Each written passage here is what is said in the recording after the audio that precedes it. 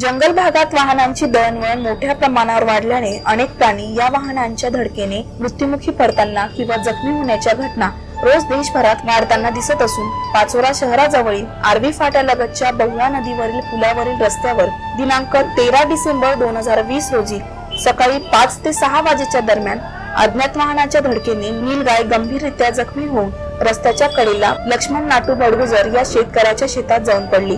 गंभीर धडकेने तिच्या मागील पायाचे हाड मोडून प्रचंड रक्तस्राव होऊन अर्धमेली झालेली होती। नीलगाय लक्ष्मण बडगुजर यांनी बघितली असता त्यांनी वन्यजीव मित्र व निसर्ग राजा न्यूजचे संपादक अतिश सांगरे यांना संपर्क साधला असता अतिश सांगरे यांनी तात्काळ वन विभागाशी संपर्क साधला।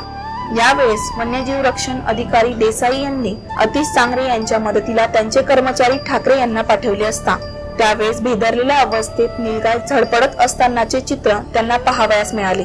शिवाय जखमी नीलगायला कुत्रेही त्रास देताना त्यावेळेस दिसले। सीताफीने वन्यजीव मित्र अतिश सांगरे यांनी नीलगायच्या जखमी पायाला बांधून तिचे डोळे बांधले व ग्रामीण भागातील शेतकऱ्यांच्या मदतीने बैलगाडीत नीलगायला रस्त्यापर्यंत वन विभागाच्या वाहनापर्यंत नेण्यात आले।